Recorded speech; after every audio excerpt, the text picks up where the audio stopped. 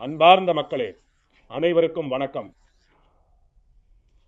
இன்று நான் ஒரு மிக முக்கியமான விஷயத்தை பற்றி பேசவிருக்கிறேன்.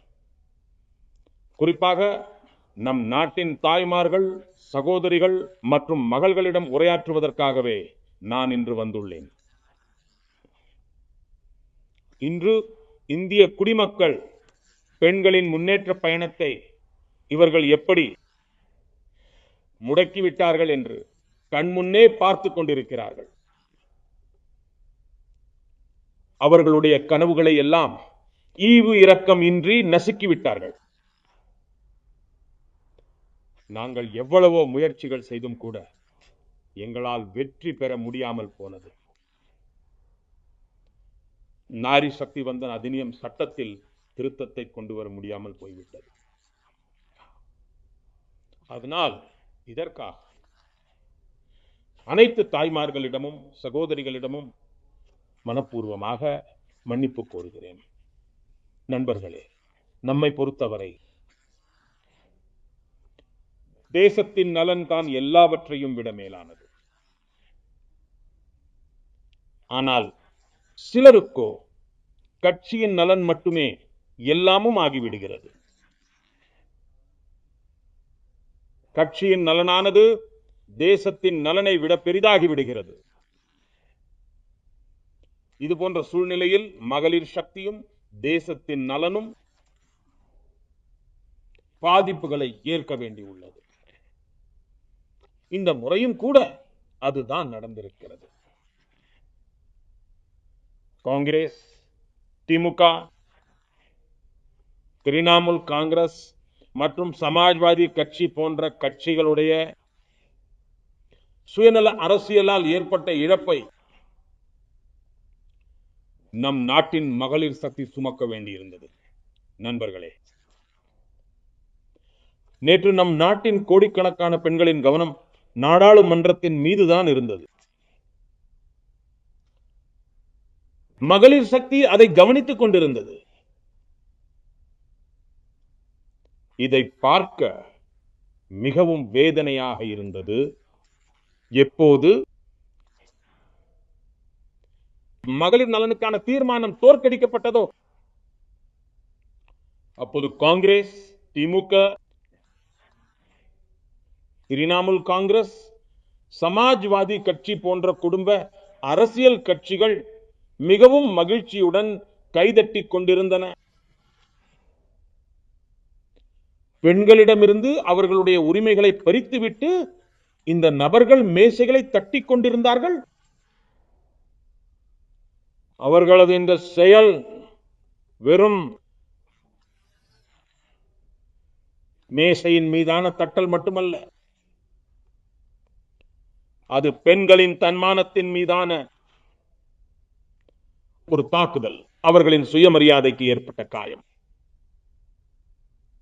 பொதுவாக பெண்கள் எல்லாவற்றையும் மறந்து விடுவார்கள். ஆனால் தனக்கு ஏற்பட்ட அவமானத்தை ஒருபோதும் மறக்க மாட்டார்கள். இதன் காரணமாகவே நாடாளுமன்றத்தில் நடந்த காங்கிரஸ் மற்றும் அதன் கூட்டணி கட்சிகள் அனைவரின் நடத்தை மீதான மனக்குறை ஒவ்வொரு பெண்ணின் மனதிலும் என்றென்றும் நிலைத்திருக்கும். இந்த நாட்டின் பெண்கள் எப்போதெல்லாம் தங்களுடைய தொகுதிகளில் இந்த தலைவர்களை பார்க்கிறார்களோ அப்போதெல்லாம் அவர்கள் நினைவு கூர்வார்கள், இதே நபர்கள் தான் நாடாளுமன்றத்தில் மகளிர் இட ஒதுக்கீட்டை தடுத்து நிறுத்தியதை ஒரு விழாவாக கொண்டாடினார்கள், மகிழ்ச்சியில் திளைத்தார்கள். நேற்று நாடாளுமன்றத்தில் நாரி சக்தி வந்தன் சட்ட திருத்தத்தை எந்தெந்த அரசியல் கட்சிகள் எல்லாம் எதிர்த்தனவோ அவர்களிடம் நான் இரண்டே விஷயங்களை தெள்ளத் தெளிவாக கூற விரும்புகிறேன். இவர்கள் மகளிர் சக்தியை மிகவும் சாதாரணமாக எடை போடுகிறார்கள். அவர்கள் ஒரு விஷயத்தை மறந்து விடுகிறார்கள். அதாவது 21ஆம் நூற்றாண்டின் பெண்கள் நாட்டில் நடக்கும் ஒவ்வொரு விஷயத்தையும் கவனமாக பார்த்துக் கொண்டிருக்கிறார்கள். நோக்கத்தை புரிந்து கொள்கிறார்கள். உண்மையையும் கூட மிக நன்றாக தெரிந்து வைத்திருக்கிறார்கள். ஆகையால் மகளிர் இடஒதுக்கீட்டை எதிர்ப்பதன் மூலம் எதிர்க்கட்சிகள் செய்துள்ள இந்த மகா பாவத்திற்கு அதற்கான தண்டனை அவர்களுக்கு நிச்சயம் கிடைக்கும். இந்த அரசியல் கட்சிகள் நமது அரசியல் அமைப்பை உருவாக்கியவர்களின் உணர்வுகளையும் கூட அவமதித்துள்ளன. மக்களால் வழங்கப்படும் தண்டனையிலிருந்தும் அவர்களால் நிச்சயமாக தப்பிக்க முடியாது. நண்பர்களே, இந்த சபையில் நாரி சக்தி வந்தன் சட்ட திருத்தமானது யாரிடமிருந்தும் எதையும் பறித்துக் கொள்வதற்காக கொண்டு வரப்பட்டது அல்ல. நாரி சக்தி வந்தன் சட்ட திருத்தம் என்பது ஒவ்வொருவருக்கும் ஏதாவது ஒன்றை கொடுப்பதற்காகவே கொண்டு வரப்பட்டது. அது கொடுப்பதற்கான திருத்தம். இது கடந்த 40 ஆண்டுகளாக கிடப்பில் போடப்பட்டிருந்த பெண்களின் உரிமைகளை வரவிருக்கும் 2029 ஆண்டு மக்களவை தேர்தலில் அவர்களுக்கு பெற்றுத்தரும் ஒரு திருத்தம். நாரி சக்தி பந்தன் என்கிற திருத்தம் 21ஆம் நூற்றாண்டின் இந்திய பெண்களுக்கு புதிய வாய்ப்புகளை வழங்கவும், புதிய உயரங்களுக்கு செல்லவும், அவர்கள் முன்னேற்ற பாதையில் உள்ள தடைகளை அகற்றுவதற்கான மாபெரும் வேள்வியாக அது இருந்தது. நாட்டின் 50% மக்களுக்கு, அதாவது சரிபாதி மக்களுக்கு அவர்களின் அதிகாரத்தை வழங்குவதற்கான நோக்கத்துடனும் மிக நேர்மையுடனும் செய்யப்பட்டே மிக புனிதமான முயற்சியாக இருந்தது. இந்தியாவின் வளர்ச்சி பயணத்தில் பெண்களையும் பயணத் தொழில்களாக்கி அனைவரையும் ஒன்றிணைக்கும் முயற்சியாக இருந்தது. நாரி சக்தி வந்தன் திருத்தம் என்பது காலத்தின் ஒரு மிக முக்கிய தேவையாகும். மகளிர் சக்தி வந்தன் என்கிற திருத்தம் வடக்கு, தெற்கு, கிழக்கு, மேற்கு என அனைத்து மாநிலங்களுக்கும் ஒவ்வொரு மாநிலத்தின் சக்தியையும் சமமாக அதிகரிப்பதற்கான ஒரு முயற்சியாக இருந்தது. இது நாடாளுமன்றத்தில் அனைத்து மாநிலங்களின் குரலுக்கும் மேலும் அதிக சக்தி அளிக்கும் ஒரு முயற்சியாக இருந்தது.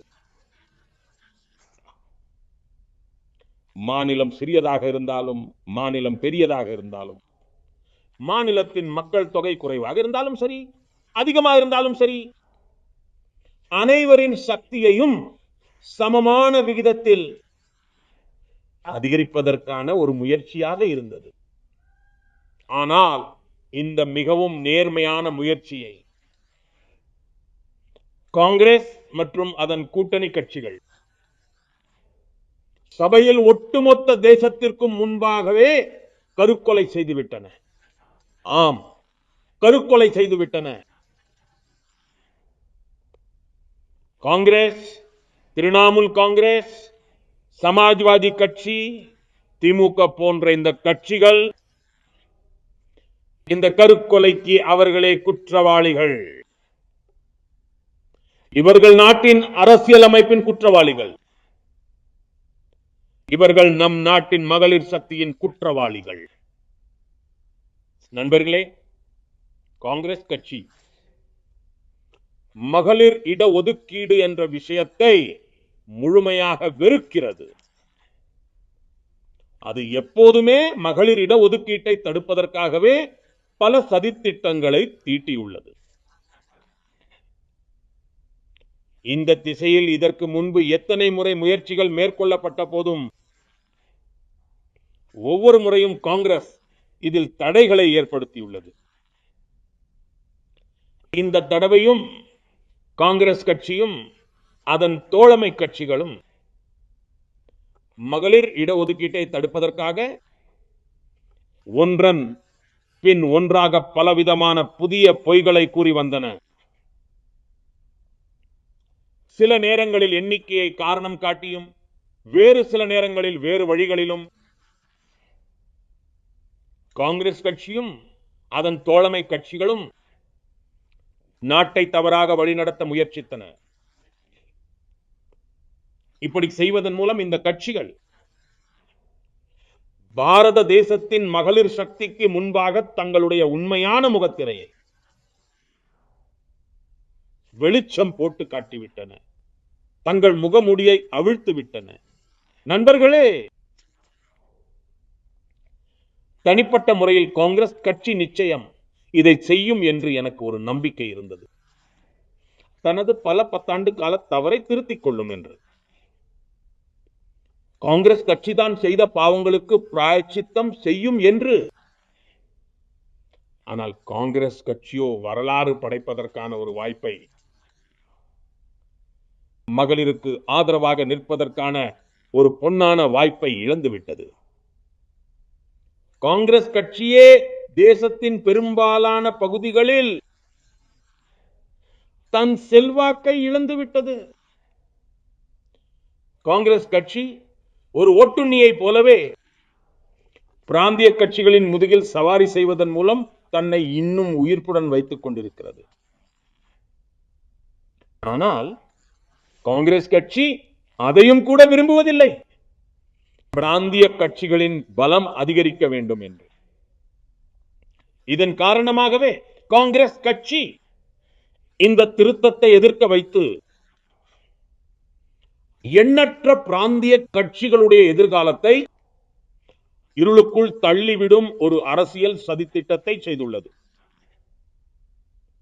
நண்பர்களே, காங்கிரஸ் கட்சி, சமாஜ்வாதி கட்சி, திமுக, திரிணாமுல் காங்கிரஸ் மற்றும் இதர கட்சிகள் இத்தனை வருடங்களாக ஒவ்வொரு முறையும் அதே போன்ற சாக்கு போக்குகளை, அதே போன்ற குதர்க்கங்களை சொல்லியும் உருவாக்கியும் வருகின்றன. ஏதேனும் ஒரு தொழில்நுட்ப பிரச்சனையை உருவாக்கி இவர்கள் பெண்களுடைய உரிமைகளின் மீது கொள்ளையடித்து வருகிறார்கள். இந்த நாடு அரசியலின் இந்த கேவலமான முறையை தேசம் முழுமையாக புரிந்து கொண்டுள்ளது. மேலும் அதன் பின்னணியில் உள்ள காரணத்தையும் அறிந்து கொண்டுள்ளது. சகோதர சகோதரிகளே, மகளிர் சக்தி வந்தன் சட்டத்தை அவர்கள் எதிர்ப்பதற்கு ஒரு முக்கிய காரணம் இருக்கிறது. இந்த குடும்ப அரசியல் கட்சிகளுக்கு இருக்கும் அச்சம், பெண்கள் அதிகாரம் பெற்றுவிட்டால் இந்த குடும்ப அரசியல் கட்சிகளின் தலைமைக்கு அச்சுறுத்தல் ஏற்பட்டுவிடும் என்று பயப்படுகிறார்கள். அவர்களுடைய குடும்பத்திற்கு வெளியே இருக்கும் பெண்கள் முன்னேறி செல்வதை இவர்கள் விரும்பவே மாட்டார்கள். இன்று பஞ்சாயத்துகளிலும் மற்றும் உள்ளாட்சி அமைப்புகளிலும் ஆயிரக்கணக்கான, லட்சக்கணக்கான பெண்கள் தங்களுடைய திறமையை நிரூபித்திருக்கிறார்கள். அவர்கள் முன்னேறி மக்களவைக்கும் சட்டப்பேரவைகளுக்கும் வர விரும்புகிறார்கள். நாட்டுக்கு சேவை செய்ய விரும்புகிறார்கள். குடும்ப அரசியல்வாதிகளின் உள்ளத்தில் அவர்களை பற்றி ஒரு பாதுகாப்பற்ற தன்மை உருவாகியுள்ளது. தொகுதி மறுவரையறைக்கு பின்னர் மகளிருக்கு இன்னும் அதிகமான இடங்கள் இருக்கும். மகளிரின் முக்கியத்துவம் அதிகரிக்கும். அதனால் இவர்கள் மகளிர் சக்தி வந்தன் சட்ட திருத்தத்தை எதிர்த்தனர். தேசத்தின் மகளிர் சக்தி காங்கிரஸையும் அதன் தோழமை கட்சிகளையும் இந்த பாவத்திற்காக ஒரு காலம் மன்னிக்காது. எனது பிரியமான தேச மக்களே, காங்கிரசும் அதன் தோழமை கட்சிகளும் தொகுதி மறுவரையறை விஷயத்தில் தொடர்ந்து மீண்டும் மீண்டும் பொய் சொல்கிறார்கள். இவர்கள் இந்த சாக்கு போக்கை கொண்டு பிரிவினை தீயை வளர்க்க விரும்புகிறார்கள். ஏனென்றால் பிரித்து ஆட்சி செய் என்ற இந்த அரசியலை காங்கிரஸ் ஆங்கிலேயர்களிடமிருந்து மரபுரிமையாக கற்று வந்துள்ளது. மேலும் காங்கிரஸ் இன்றும் அதன் ஆதரவில் தான் இயங்கிக் கொண்டிருக்கிறது. காங்கிரஸ் கட்சியானது எப்போதுமே இந்த தேசத்தில் பிளவுகளை ஏற்படுத்தக்கூடிய உணர்வுகளுக்கு தூபம் போட்டு வந்திருக்கிறது. இதன் காரணமாக ஒரு பொய்யான செய்தி பரப்பப்பட்டது. அதாவது இந்த தொகுதி மறுவரையறை செய்வதன் காரணமாக சில மாநிலங்களுக்கு பெரிய பாதிப்பு ஏற்படும் என்று. ஆனால் அரசாங்கம் முதல் நாளிலிருந்தே தெளிவாக கூறியுள்ளது. எந்த ஒரு மாநிலத்தின் பங்களிப்பு விகிதமும் மாற்றப்படாது. யாருடைய பிரதிநிதித்துவமும் சிறிதளவும் குறையாது. அதற்கு பதிலாக அனைத்து மாநிலங்களின் இடங்களும் ஒரே மாதிரியான விகிதத்தில் தான் அதிகரிக்கப்படும். இருந்த போதிலும் காங்கிரஸ் கட்சி, திமுக, திரிணாமுல் காங்கிரஸ் மற்றும் சமாஜ்வாதி கட்சி போன்ற அரசியல் கட்சிகள் இதை ஒப்புக்கொள்ள தயாராக இல்லை. நண்பர்களே, இந்த திருத்த மசோதாவானது அனைத்து அரசியல் கட்சிகளுக்கும் மற்றும் அனைத்து மாநிலங்களுக்கும் வாய்ப்பாக இருந்தது, ஒரு சந்தர்ப்பமாக இருந்தது. இந்த மசோதா நிறைவேற்றப்பட்டிருந்தால் தமிழ்நாடு, வங்காளம், யூபி, கேரளா என ஒவ்வொரு மாநிலத்தின் இடங்களும் அதிகரித்திருக்கும். ஆனால் தங்களுடைய சுயநல அரசியலின் காரணத்தினால் இந்த கட்சிகள் தங்களுடைய மாநில மக்களுக்கும் கூட துரோகம் செய்துவிட்டன. உதாரணமாக சொல்ல போனால் திமுகவுக்கு ஒரு நல்ல வாய்ப்பு இருந்தது. இன்னும் கூடுதலான தமிழ் மக்களை நாடாளுமன்ற மற்றும் சட்டமன்ற உறுப்பினர்களாக அவர்களால் ஆக்கியிருக்க முடியும். தமிழ்நாட்டின் குரலை இன்னும் வலிமையாக ஒலிக்க செய்திருக்க முடியும். ஆனால் அது அந்த நல்ல வாய்ப்பை இழந்துவிட்டது. திரிணாமுல் காங்கிரசுக்கும் கூட வங்காள மக்களை இன்னும் முன்னேற்றுவதற்கான ஒரு நல்ல வாய்ப்பு இருந்தது. ஆனால் திரிணாமுல் காங்கிரசும் இந்த வாய்ப்பை இழந்துவிட்டது. சமாஜ்வாதி கட்சிக்கும் ஒரு வாய்ப்பு இருந்தது. பெண்களுக்கு எதிரான கட்சி என்ற அதன் பிம்பத்தின் மீதுள்ள கரையை ஓரளவாவது அவர்களால் குறைத்திருக்க முடியும். ஆனால் சமாஜ்வாதி கட்சியும் கூட இதில் தவறிவிட்டது. சமாஜ்வாதி கட்சியானது லோஹியாஜியை முன்பே முற்றிலும் மறந்துவிட்டது. மகளிர் சக்தி வந்தன் திருத்தத்தை எதிர்த்ததன் மூலமாக சமாஜ்வாதி கட்சி லோஹியாஜியின் அனைத்து கனவுகளையும் தன் காலடியில் போட்டு நசுக்கிவிட்டது. சமாஜ்வாதி கட்சியானது மகளிர் இட ஒதுக்கீட்டிற்கு முற்றிலும் எதிரானது. இதை யூபியின் பெண்களும் இந்த நாட்டின் பெண்களும் ஒருபோதும் மறக்கவே மாட்டார்கள்.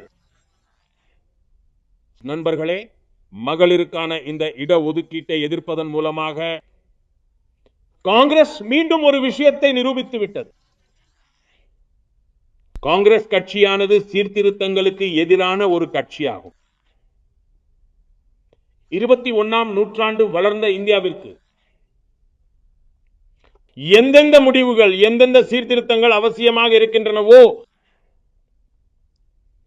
எந்த முடிவுகளை எல்லாம் நாடு எடுக்கிறதோ, காங்கிரஸ் கட்சி அந்த முடிவுகள் அத்தனையையும் கடுமையாக எதிர்க்கிறது.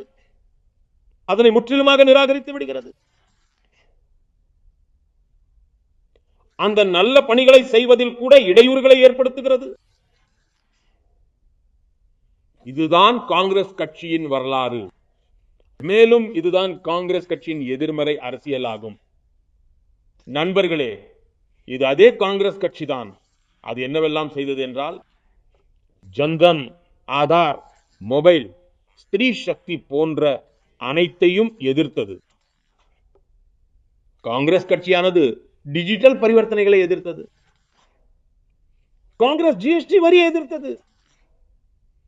காங்கிரஸ் கட்சியானது பொது பிரிவில் உள்ள ஏழைகளுக்கு வழங்கப்பட்ட இடஒதுக்கீட்டை எதிர்த்தது. காங்கிரஸ் முத்தலாக் முறைக்கு எதிரான சட்டத்தை கடுமையாக எதிர்த்தது. காங்கிரஸ் கட்சியானது சரத்து 370 நீக்குவதை எதிர்த்தது. நம்முடைய அரசியலமைப்பு சட்டம், நம்முடைய நீதிமன்றங்கள் எந்த பொது சிவில் சட்டத்தை அவசியம் என பொது சிவில் சட்டம் என்று அழைக்கப்படுகிற யூசிசியை மிகவும் அவசியமானது என்று குறிப்பிடுகின்றனவோ, காங்கிரஸ் கட்சியானது அதையும் எதிர்க்கிறது. சீர்திருத்தம் என்ற பெயரை கேட்டவுடனேயே காங்கிரஸ் உடனடியாக எதிர்ப்பு பதாகையை ஏந்திக் கொண்டு ஓடி வந்து விடுகிறது.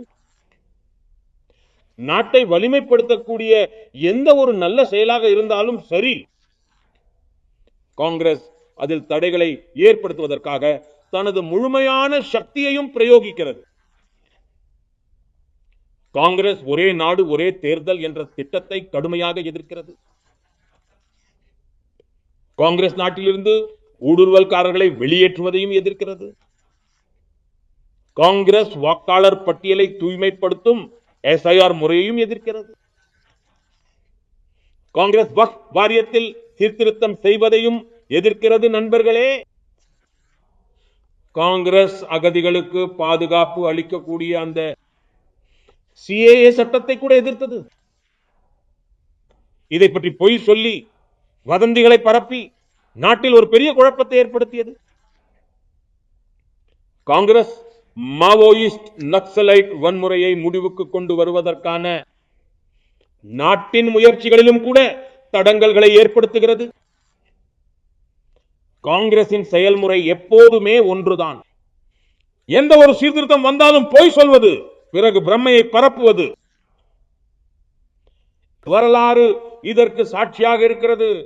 காங்கிரஸ் கட்சி எப்போதுமே இந்த எதிர்மறை வழியைத்தான் தேர்ந்தெடுத்துள்ளது.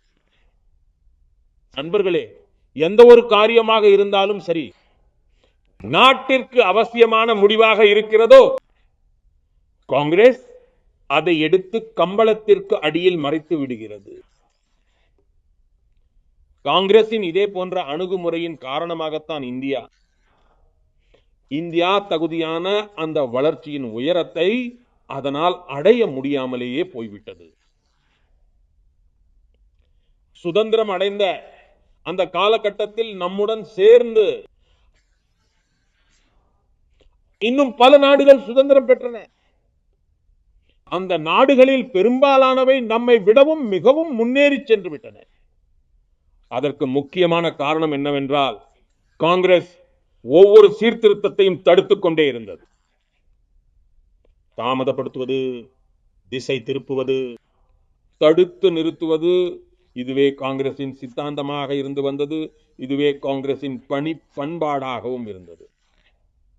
காங்கிரஸ் அண்டை நாடுகளுடனான எல்லை பிரச்சனைகளை தீர்க்காமல் அப்படியே தாமதப்படுத்தியது.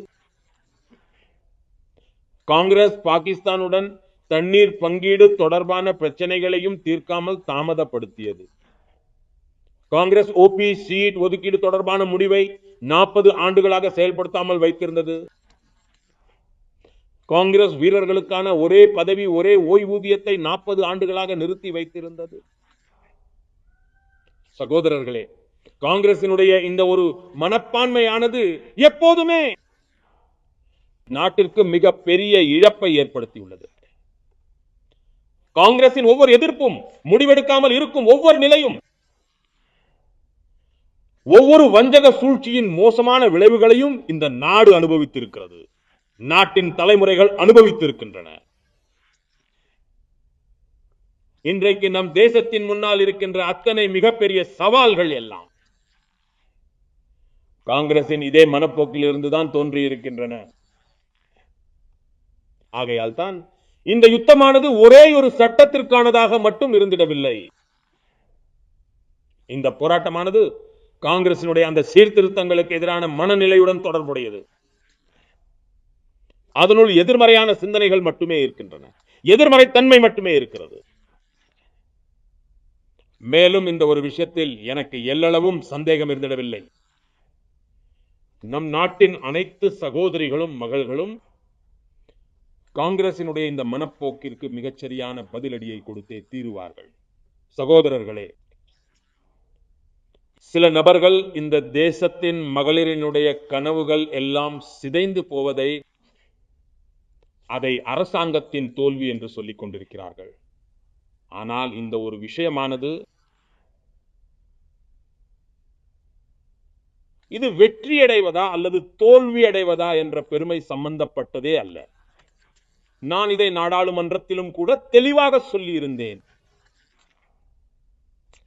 பாதி மக்கள் தொகையினருக்கு அவர்களுடைய உரிமை கிடைக்க அனுமதியுங்கள். நான் இதற்கான பெருமையை விளம்பரங்களை அச்சிடுவதன் மூலமாக எதிர்க்கட்சியைச் சேர்ந்த அனைத்து மக்களுக்கும் கொடுத்து விடுகிறேன். ஆனாலும் கூட மகளிரை அந்த பழமைவாத சிந்தனையோடு மட்டும் பார்க்கக்கூடியவர்கள் அப்போதும் கூட தங்கள் பொய்யில் பிடிவாதமாக உறுதியாக இருந்தார்கள். சகோதரர்களே, மகளிர் சக்திக்கு உரிய பங்களிப்பை பெற்றுத் தருவதற்கான இந்த போராட்டம் பல தசாப்தங்களாக நடக்கிறது. பல ஆண்டுகளாக நானும் இதற்காக முயற்சிப்பவர்களில் ஒருவனாக இருக்கிறேன். எத்தனையோ மகளிர் இந்த விஷயத்தை எனக்கு முன்னால் தொடர்ந்து எழுப்பிக் கொண்டே இருந்தார்கள். எண்ணற்ற சகோதரிகள் கடிதங்களின் வாயிலாக எனக்கு எல்லா விதமான விவரங்களையும் தெரிவித்திருக்கிறார்கள். என் நாட்டு அன்னையரே, சகோதரிகளே, மகள்களே, நான் நன்றாக அறிவேன், இன்று நீங்கள் எல்லோரும் மிகுந்த துக்கத்தில் இருக்கிறீர்கள். நானும் கூட. உங்கள் இந்த துக்கத்தில் நானும் துக்கப்படுகிறேன்.